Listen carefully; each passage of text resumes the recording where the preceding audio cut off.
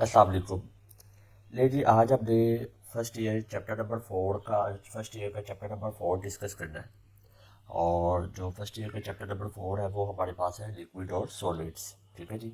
आज हमने उसमें से इम्पोर्टेंट एमसीक्यूज और इम्पोर्टेंट शॉर्ट क्वेश्चन और इम्पोर्टेंट लॉन्ग क्वेश्चन के बारे में डिस्कस करना है। ये वीडियो थोड़ी सी लेंथी हो सकती है क्योंकि ये चैप्टर भी लेंथी है। ठीक है ना जी। शुरू करते हैं जी। सबसे पहले एमसीक्यूज है dipole induced dipole forces are also called. सबसे पहले मैं आपको ये बता देता हूँ, जो आपके पास डाइपोल इंड्यूस्ड डाइपोल फोर्सेज होती है वो किन मॉलिक्यूल्स के दरमियान होती है। वो होती है पोलर और नॉन पोलर मॉलिक्यूल्स के दरमियान। अगर मैं कहूँ कि हाइड्रोजन क्लोराइड है वो पोलर मॉलिक्यूल है, और एक और मॉलिक्यूल है, वो कौन सा मॉलिक्यूल है, वो हमारे पास है नियॉन नोबल गैस। तो जो हमारे पास हाइड्रोजन क्लोराइड है वो एक पोलर मॉलिक्यूल है, क्योंकि इसके ऊपर होता है पार्शियल नेगेटिव और पार्शियल पॉजिटिव चार्ज। और जो दूसरा मॉलिक्यूल है वो नियोन है, नियोन नॉन पोलर मॉलिक्यूल है। तो इन दोनों के दरमियान जो फोर्स ऑफ अट्रैक्शन होगी उसको हम कहते हैं डाइपोल इंड्यूस्ड डाइपोल फोर्सेस। और इसका दूसरा नाम होता है डिबाई फोर्सेस। ठीक है जी। जिस बंदे ने इस कॉन्सेप्ट के बारे में हमें बताया था उसका नाम डिबाई था। ठीक है जी। तो ये बुक में भी ये बात लिखी हुई है। वो कहते हैं जी, दूसरा एमसीक्यूज है हमारे पास, which of the following hydrogen halide has the highest percentage of ionic character. जो आपका आयोनिक करेक्टर होता है वो डायरेक्टली प्रोपोर्शनल होता है किसके, इलेक्ट्रोनेगेटिविटी डिफरेंस के। इलेक्ट्रोनेगेटिविटी डिफरेंस जितना ज़्यादा होगा आपकी जो आयोनिक करेक्टर है मॉलिक्यूल का वो उतना ज़्यादा होगा। तो जहाँ पे hydrogen chloride, hydrogen bromide, hydrogen fluoride और हाइड्रोजन आयोडाइड में सबसे ज़्यादा जो इलेक्ट्रोनेगेटिविटी का डिफरेंस है वो हाइड्रोजन फ्लोराइड में है। ठीक है जी। तो जहाँ पे आयोनिक करेक्टर भी सबसे ज़्यादा होगा। उसके बाद थर्ड एमसीक्यू हमारे पास है, वो कहते हैं जी, force of attraction between helium atoms are. अब आपको पता है कि जो हीलियम है, हीलियम मॉलिक्यूल है, नोबल गैस है, ये आपके पास एक नॉन पोलर मॉलिक्यूल है। ठीक है ना जी। इसके ऊपर किसी किस्म का कोई चार्ज नहीं होता। तो हमने पढ़ा हुआ है कि जब नॉन पोलर मॉलिक्यूल्स हो तो उनके दरमियान लंडन डिस्पर्शन फोर्सेस या फिर instantaneous dipole induce dipole forces होती है। तो यहाँ पे हमारे पास जो करेक्ट ऑप्शन है वो लंडन फोर्सेस है, वही instantaneous dipole induced dipole forces. उसके बाद वो कहते हैं जी, London dispersion forces are the only forces present among at. तो क्या ऑप्शन है, molecules of water in liquid state. Water में हाइड्रोजन बॉन्डिंग होती है जो कि special type of dipole dipole forces है। Atom of helium in gaseous state at high temperature, जब टेम्परेचर ज़्यादा होगा, हाई होगा, तो हीलियम के एटम्स या मॉलिक्यूल्स के दरमियान कोई फोर्स ऑफ अट्रैक्शन नहीं होगी। तो उसके बाद है मॉलिक्यूल्स ऑफ सॉलिड आयोडीन। जो आपका आयोडीन है वो नॉन पोलर है, तो सॉलिड में वहाँ पे फोर्स ऑफ अट्रैक्शन होगी। तो आयोडीन नॉन पोलर है, तो नॉन पोलर के दरमियान लंडन डिस्पर्शन फोर्सेस ही होती है। तो यहाँ पे करेक्ट ऑप्शन चार्ली है। एक और देख लेते हैं, डेल्टा ऑप्शन क्या है, molecules of hydrogen chloride. Hydrogen chloride एक पोलर मॉलिक्यूल है, तो पोलर मॉलिक्यूल्स के दरमियान डाइपोल डाइपोल फोर्सेस होती है। तो यहाँ पे आपके पास करेक्ट ऑप्शन चार्ली ही है। ठीक है जी। उसके बाद हमारे पास एमसीक्यू नंबर 5 है, वो कहते हैं जी, if A is not equal to B, B is not equal to C, and alpha beta alpha gamma 90, beta is not equal to 90, then crystal system is. ये आपके पास मोनोक्लिनिक होता है। ठीक है जी। ये हमारी बुक में एक टेबल बना हुआ है, उसके भी उन्होंने बताया हुआ सारे। टोटल आपके पास 7 क्रिस्टल सिस्टम्स है। तो जब A B C sides equal ना हो, अल्फा गैमा एंगल 90 हो और बीटा 90 ना हो, तो वहाँ पे वो मोनोक्लिनिक बनती है। उसके बाद है जी, व्हेन वाटर, एमसीक्यू नंबर 6 है, when water freeze at 0 degree Celsius its density decrease due to. जब वाटर को फ्रीज किया जाता है ना, तो मॉलिक्यूल्स की जो काइनेटिक एनर्जी है वो कम होती है। टेम्परेचर कम करने से काइनेटिक एनर्जी कम होती है, तो मॉलिक्यूल्स अपनी अपनी जगह पे फिक्स्ड हो जाते हैं, जिसकी वजह से मॉलिक्यूल्स के दरमियान एम्प्टी स्पेसेस बढ़ जाती है। एम्प्टी स्पेसेस बढ़ने की वजह से आपने एक रिलेशन पढ़ा होगा डेंसिटी का, d is equal to m over v. Empty spaces बढ़ेगी यानी वॉल्यूम बढ़ जाएगा, वॉल्यूम बढ़ेगा तो यानी डेंसिटी कम होगी। इसी वजह से जो आइस है वो वाटर पे फ्लोट करती है। तो जहाँ पे करेक्ट ऑप्शन हमारे पास है empty spaces present in the structure of ice. How much more space is occupied by water on freezing. जब वाटर को फ्रीज किया जाता है तो वहाँ पे कितने परसेंट स्पेस आती है, 9% स्पेस आती है। ये हमें एक्स-रे स्टडी से पता चला था और जो बुक में लिखा भी हुआ है। उसके बाद है जी एमसीक्यू नंबर 8 है, वो कहते हैं जी when 10% urea is present in NaCl solution then the crystals become wall crystals become. तो ये हमें हमने हैबिट ऑफ अ क्रिस्टल्स में पढ़ा था। अगर सैचुरेटेड सॉल्यूशन में इम्प्योरिटी आ जाए तो वहाँ पे जो उसकी शेप है क्रिस्टल की वो बदल जाती है। तो जो 10% यूरिया है, जब आप उसको NaCl के सॉल्यूशन में ऐड करेंगे तो यहाँ पे जो यूरिया है वो एज अ इम्प्योरिटी काम करेगा, तो उसकी शेप को बदल देगा। तो वो शेप क्या बन जाती है, नीडल लाइक शेप बन जाती है। Which of the following is pseudo solid. Pseudo solid amorphous solids को बोलते हैं। और ये हमारे पास यहाँ पे ऑप्शन है ग्लास, क्योंकि इसका ना तो कोई प्रॉपर मेल्टिंग पॉइंट है ना बॉइलिंग पॉइंट है। Glass is amorphous solid, pseudo solid. MCQ number 10 है, in order to mention the boiling point of water at 110 degree Celsius external pressure should be. वो कहते हैं जी बताइए अगर हमने वाटर का बॉइलिंग पॉइंट 110 डिग्री सेल्सियस करना है तो एक्सटर्नल प्रेशर कितना होना चाहिए। आपको पता है ये जो बॉइलिंग पॉइंट होता है वो एक्सटर्नल प्रेशर पे डिपेंड करता है। तो वाटर जब एक्सटर्नल प्रेशर 760 होता है तो वाटर का बॉइलिंग पॉइंट 100 होता है। तो अब यहाँ पे बॉइलिंग पॉइंट बढ़ गया है तो इसका मतलब एक्सटर्नल प्रेशर बढ़ा होगा। तो यहाँ पे जो मोस्ट सूटेबल ऑप्शन है वो हमारे पास अल्फा ऑप्शन है, बिटवीन 760 टू 1200 टॉर। फिर ही वो 110 तक पहुंचेगा। ठीक है ना जी। बिटवीन 200 टू 760 टॉर नहीं हो सकता, क्योंकि जब 760 टॉर एक्सटर्नल प्रेशर होता है तो वाटर का बॉइलिंग पॉइंट 100 होता है। MCQ नंबर 11 है, heat change for one mole of solid during converting it into liquid is called molar heat of fusion. Melting point होता है जी, सॉलिड को आप लिक्विड में कन्वर्ट कर दें तो उसको बोलते हैं fusion, molar heat of fusion. ठीक है जी। 1 मोल आपने सॉलिड लेना है, प्रेशर 180 में रखना है, तो उसको हीट प्रोवाइड करनी है। जब वो लिक्विड में कन्वर्ट हो वहाँ पे जितना टेम्परेचर चाहिए होगा, जितनी हीट चाहिए होगी सॉलिड को लिक्विड में कन्वर्ट करने के लिए, उसको बोलते हैं molar heat of fusion. Sublimation तब बोलते हैं जब आपका सॉलिड गैस में कन्वर्ट हो रहा हो, और वेपराइजेशन तब बोलते हैं जब लिक्विड गैस में कन्वर्ट हो रहा हो। ठीक है जी। इंथाल्पी चेंज, ये इंथाल्पी चेंज है, ये तीनों इंथाल्पी चेंज है क्योंकि तीनों में हीट का चेंज आ रहा है। वो कहते हैं जी the boiling point of H2O at Mount Everest would be. ये बुक में बताया हुआ है 69 डिग्री सेल्सियस होता है बॉइलिंग पॉइंट। MCQ नंबर 13 है, इफ ABC तीनों साइड्स इक्वल है, alpha gamma 90 beta 120, then crystal system is hexagonal होता है जी। ये वो मैंने आपको क्या बुक में टेबल बना हुआ है और उसमें उन्होंने बताया हुआ है कि टोटल 7 क्रिस्टल सिस्टम है, और उन्होंने उसके वो डिटेल बताई हुई है, एक्सिस भी बताई हुई है और एंगल्स भी बताई हुई है और एक्सेंटस भी बताई हुई है।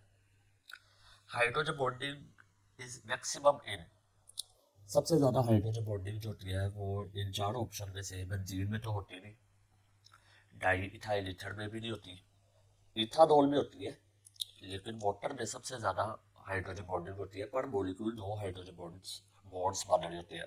इथानॉल में ऐसा नहीं होता। MCQ नंबर 15 है, ionic solids are characterized by low melting point. नहीं, आयोनिक सॉलिड का तो मेल्टिंग पॉइंट ही बड़ा ज़्यादा होता है।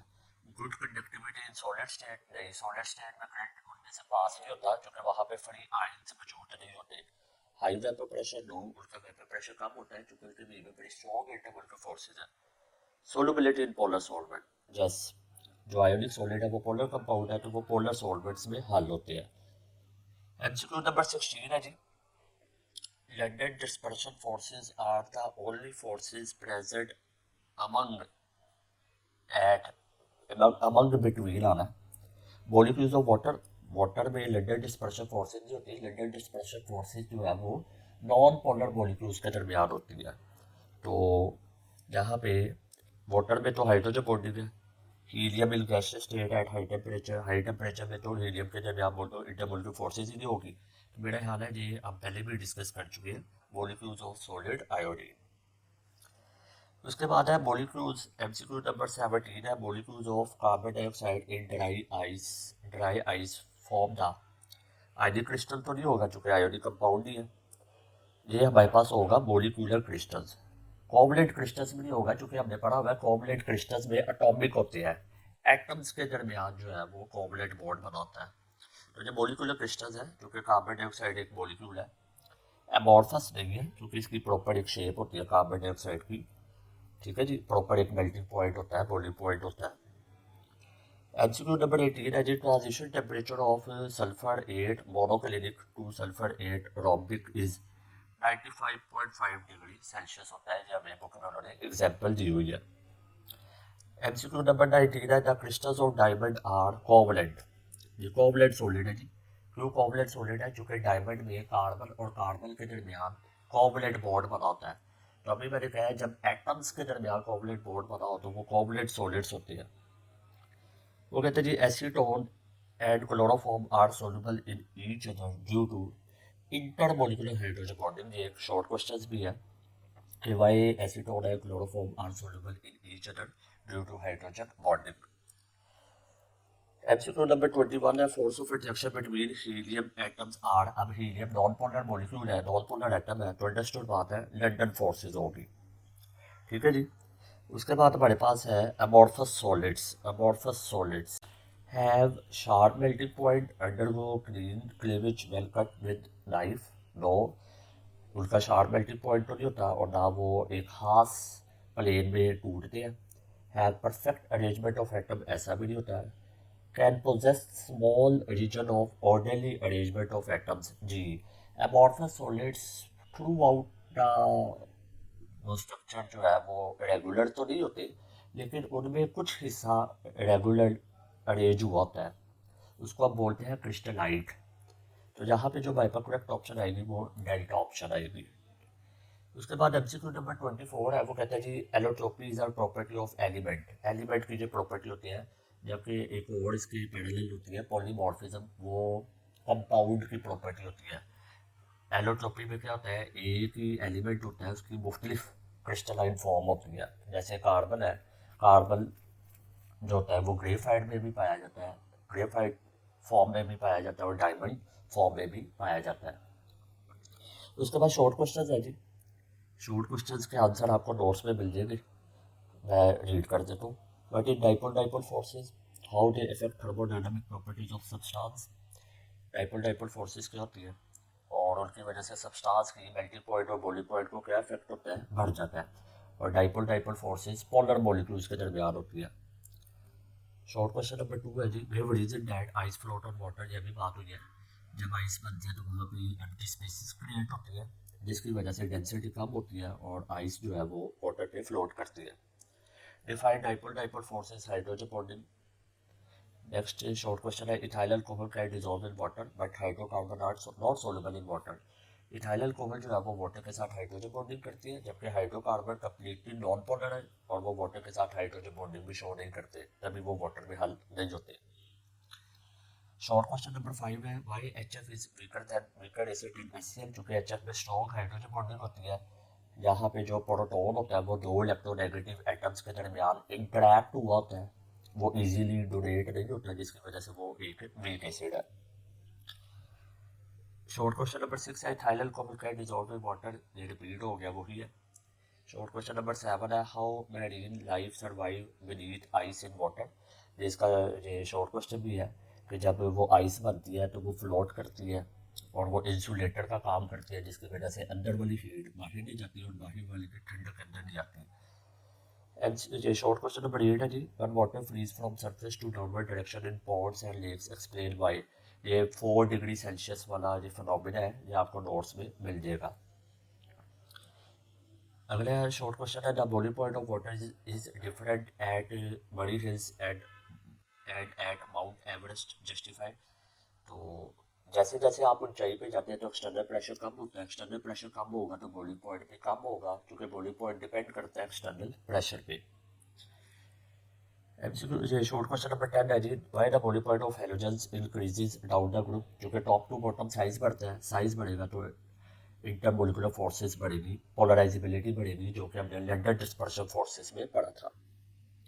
नेक्स्ट है जी short question, why does the boiling point of noble gases increases within a group. वही रीजन है, टॉप टू बॉटम साइज बढ़ता है, पोलराइजेबिलिटी बढ़ती है, इंटरमोलिकुलर फोर्सेस बढ़ती है, जिसकी वजह से बॉइलिंग पॉइंट भी बढ़ेगा। अगला शॉर्ट है जी, water is liquid in room temperature at room temperature while H2S is a gas. ये बड़ा इंपॉर्टेंट शॉर्ट क्वेश्चन है। वाटर लिक्विड इसलिए होता है क्योंकि उसमें हाइड्रोजन बॉन्डिंग होती है, जबकि हाइड्रोजन सल्फाइड गैस इसलिए है क्योंकि उसमें हाइड्रोजन बॉन्डिंग नहीं है। नेक्स्ट शॉर्ट है जी, heat of sublimation of iodine is very high. Iodine का साइज बड़ा है, पोलराइजेबिलिटी ज्यादा है, इंटरमोलिकुलर फोर्सेस ज्यादा है, तो उसकी सब्लिमेशन भी ज्यादा होगी, हीट ऑफ सब्लिमेशन ज्यादा होगी। Earthen vessel keep the water cool, explain. वो कहता है जी अगर कोई मिट्टी का बर्तन हो तो उसमें जो होता है आपका पानी ठंडा रहता है। ये शॉर्ट क्वेश्चन भी है क्योंकि जो मिट्टी का बर्तन होता है उसमें छोटे छोटे पोर्स होते हैं और उसमें से हाई एनर्जी मॉलिक्यूल्स एवेपोरेट कर देते हैं, पीछे लो एनर्जी मॉलिक्यूल्स बचते हैं, जिसकी वजह से वो पानी ठंडा होता है। Evaporation cause cooling, explain with reason. ये वही आंसर है, हाई एनर्जी मॉलिक्यूल्स एवेपोरेट हो जाएंगे, पीछे लो एनर्जी मॉलिक्यूल्स बचेंगे, वो आपके सराउंडिंग से हीट को अब्सॉर्ब करेंगे, तो सराउंडिंग का टेम्परेचर डिक्रीज हो जाएगा। नेक्स्ट है जी, why water boils at low temperature at mountains. Height पे जाओगे तो एक्सटर्नल प्रेशर कम होगा, तो बॉइलिंग पॉइंट भी कम होगा। नेक्स्ट है जी, what is vapour pressure. Vapour pressure किसको कहते हैं, the pressure exerted by the vapours on the surface of liquid, इसका वेपर प्रेशर। इंटरमोलिकुलर फोर्सेस बढ़ेगी तो वेपर प्रेशर जो है वो कम होगा। Why boiling needs constant supply of heat. आप जब किसी लिक्विड को हीट करते हैं तो वहाँ पे रेट ऑफ एवेपोरेशन बढ़ता है, और rate of evaporation, rate of vapour pressure, और जब एक्सटर्नल प्रेशर के इक्वल हो जाए तो लिक्विड बॉयल होना शुरू हो जाता है। उसके बाद आप जितनी मर्जी हीट दे दें, बॉइलिंग पॉइंट चेंज नहीं होगा। आप फिर मजीद जितनी हीट दे रहे होंगे वो रेट ऑफ एवेपोरेशन में इस्तेमाल हो रही है हीट, बॉइलिंग पॉइंट बढ़ाने में इस्तेमाल नहीं हो रही। Write two advantages of vacuum distillation, ये नोट्स में लिखा हुआ है, आप नोट्स मंगवा लीजिएगा, ठीक है जी। नीचे मैंने जो है वो अपना कॉन्टैक्ट नंबर दिया हुआ है, आप उस पर मैसेज करके नोट्स मंगवा सकते हैं। Why the heat of vaporization of water is higher than that of methane. Water में हाइड्रोजन बॉन्डिंग है, मीथेन में हाइड्रोजन बॉन्डिंग नहीं होती, हाइड्रोजन बॉन्डिंग स्ट्रॉन्ग होती है, स्ट्रॉन्ग इंटरमोलिकुलर फोर्सेस है, तो इसी वजह से इसका हीट ऑफ वेपराइजेशन ज़्यादा है, और वाटर लिक्विड और मीथेन गैस है। Why why heat of sublimation is greater than heat of vaporization. क्योंकि सब्लिमेशन में आपका जो सॉलिड होता है वो डायरेक्ट कन्वर्ट होता है गैस में, जबकि वेपराइजेशन में आपका जो लिक्विड है वो कन्वर्ट होता है गैस में। आप ये देखें ना, पहले आपका सॉलिड कन्वर्ट होगा लिक्विड में, फिर लिक्विड कन्वर्ट होगा गैस में। ये तो हो गया एक नॉर्मल प्रोसेस। अगर मैं सब्लिमेशन की बात करूँ तो सब्लिमेशन में आपका सॉलिड डायरेक्ट किस में कन्वर्ट होगा, गैस में। और अगर मैं वेपराइजेशन की बात करूँ तो लिक्विड किस में कन्वर्ट होगा, गैस में। तो ये हमारे पास था हीट ऑफ सब्लिमेशन, और ये हमारे पास था हीट ऑफ वेपराइजेशन। तो किसकी वैल्यू ज़्यादा होगी, अंडरस्टूड बात है, सब्लिमेशन की वैल्यू ज़्यादा होगी। बट इज लिक्विड क्रिस्टल, ये पूरा एक नोट लॉन्ग क्वेश्चन है, बड़ा इंपॉर्टेंट है, और ये आप बुक से कर सकते हैं। सॉलिड्स में से कौन कौन से शॉर्ट्स हैं, define amorphous solids and give two example. define anisotropy and allotropy, define allotropy, give one example. How is cleavage of crystals itself anisotropic behavior. What is polymorphism. polymorphism में ये होता है कि यहाँ पे एक कंपाउंड होता है, कोई डिफरेंट क्रिस्टलाइन फॉर्म होती है। explain cleavage of crystals and cleavage plate, define transition temperature with two examples। ये सारे आपको शॉर्ट क्वेश्चंस के आंसर बुक में यहाँ पे नोट से मिल जाएंगे। Draw the shape of units and mentioning angles and axes, total 7 है, तो आप 7 में से कोई 3-4 कर लें। What are crystallographic element? crystallographic elements total 6 होते हैं, 3 sides और 3 angles। ये ऐसे एलिमेंट्स हैं जिनके मिलने से आपके पास एक क्रिस्टल ड्रा हो सकता है। Why are the ionic crystals are highly brittle? जब आप इनके ऊपर फोर्स लगाते हो तो सेम चार्जेस आमने सामने आ जाते हैं, जिसकी वजह से उनके दरमियान रिपल्शन होती है, तो वो टूट जाते हैं। आयनिक solid do not conduct electricity in solid state, क्योंकि वहाँ पे फ्री आयंस नहीं होते। Why the ionic crystalline solids have high melting and boiling point, क्योंकि वहाँ पे strong वो strong force of attraction होती है. Why diamond is hard and electrically neutral, क्योंकि diamond में जो है वो कोवलेंट बॉन्ड बना हुआ है, सिग्मा बॉन्ड बना हुआ है. न्यूट्रल इसलिए है क्योंकि वहाँ पे किसी किस्म का ना तो इलेक्ट्रॉन गेन हुआ है ना तो लॉस हुआ है, और वहाँ पे किसी किस्म की कोई कंडक्टिविटी नहीं है. क्यों? क्योंकि वहाँ पे फ्री इलेक्ट्रॉन मौजूद नहीं होते. Why the molecular solids are soft and easily compressible, क्योंकि मोलिक्यूल्स के दरमियान जो फोर्स ऑफ अट्रैक्शन होती है वो वीक होती है as compare to ionic solids और as compare to covalent solids. तो मोलिकुलर सॉलिड्स के दरमियान वैन डेर वाल्स फोर्सेस होती है जो कि वीक होती है. Right four properties of molecular solids. Right four properties of metallic crystals. Why the electrical conductivity of metals decreases by increasing temperature. Temperature बढ़ाती हो तो मेटेलिक आयंस की भी जो है वाइब्रेशन बढ़ जाती है, जिसकी वजह से फ्री इलेक्ट्रॉन्स को मूव करने में रुकावट पैदा होती है, जिसकी वजह से वहाँ पे कंडक्टिविटी डिक्रीज होती है. Why the metals are malleable and ductile. Freshly cut metal has shiny look. ये सारे आपको आंसर बुक में मिल जाएंगे. उसके बाद आपके पास लॉन्ग क्वेश्चन है, explain hydrogen bonding, discuss any three application of hydrogen bonding. उसके बाद है दूसरा long question, define and explain London dispersion forces. what are the factors which affect London forces? What is the effect of external pressure or boiling point of a substance? How vapor pressure is measured by a manometric method? What are liquid crystals? ये बड़ा important लोग है liquid crystal और vapor pressure वाला.